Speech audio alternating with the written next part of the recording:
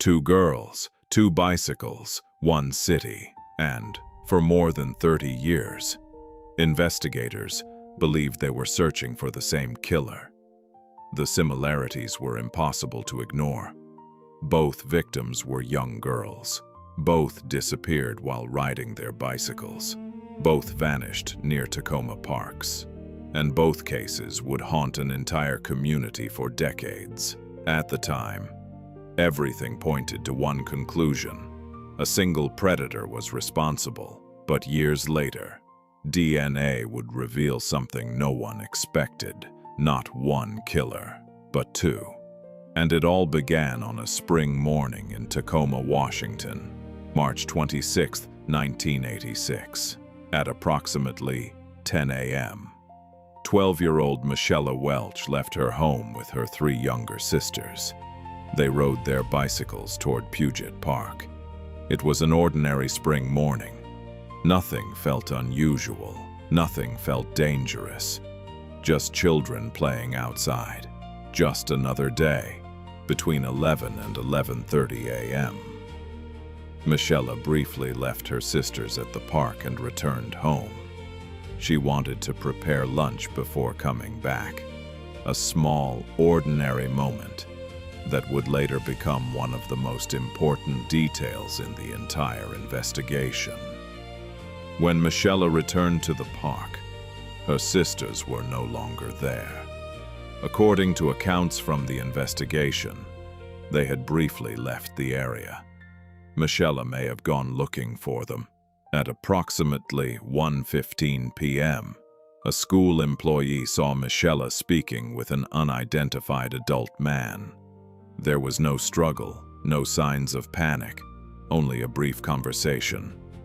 Witnesses later reported they appeared to be gesturing toward the park area. And then, Michella was never seen alive again. At around 2 p.m., Michella's sisters made a discovery: her bicycle and the lunch she had prepared earlier that day. Both were left behind, abandoned, waiting, but Michella was missing. At first, confusion, then concern, and finally, panic. A babysitter was contacted.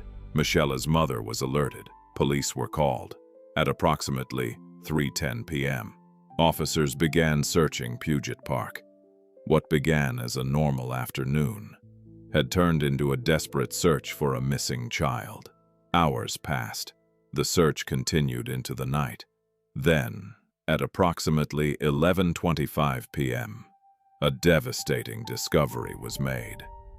Michella Welch was found in a gorge near a makeshift fire pit. The community was shattered. A child had been murdered, and no one knew who was responsible. As devastating as Michella's murder was, the nightmare wasn't over, not even close. Just a few months later, another family would experience the same terror. August 1986. 13-year-old Jennifer Bastian left home on her bicycle. Like Michella, she never returned. When Jennifer disappeared, the entire city felt a familiar wave of fear. Parents remembered Michella. Investigators remembered Michella. Everyone remembered Michella. And suddenly, a question began to spread. Could the same person be responsible? Jennifer's body was later discovered. Investigators determined she had been sexually assaulted and strangled. The similarities between the two cases were impossible to ignore. Two young girls, both riding bicycles, both attacked near parks, both murdered in the same city, only months apart. To many people, there was only one logical explanation. A serial killer was stalking Tacoma. For years, that was the belief. One killer, still unknown, still out there, but there were no arrests, only questions. The years turned into decades, witnesses aged, memories faded, leads disappeared, and the cases went cold. Families waited, investigators retired, and still no answers. Then technology changed everything. In 2009, Tacoma's cold case unit reopened both investigations. This time, they had something investigators in 1986 did not: advanced DNA testing and eventually genetic genealogy.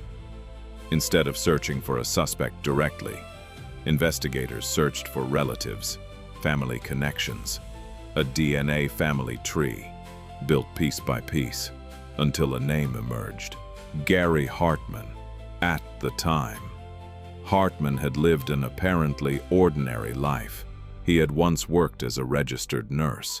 To neighbors and co-workers, he seemed normal, but investigators believed DNA evidence connected him to Michella's murder. According to reports, discarded DNA samples helped confirm the link.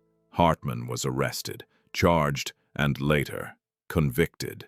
For Michella's family, justice had finally arrived, or so it seemed, because investigators soon discovered something shocking. For a moment, it seemed the case was solved. One suspect, one answer. But Jennifer Bastian's case was still open, and when her DNA evidence was re-examined, it did not match Gary Hartman. That changed everything, because it meant one thing: the cases were not connected the way everyone believed. Another investigation began. Another DNA family tree. Another suspect, Robert Washburn. He was arrested at his home and later pleaded guilty to first-degree murder and first-degree rape.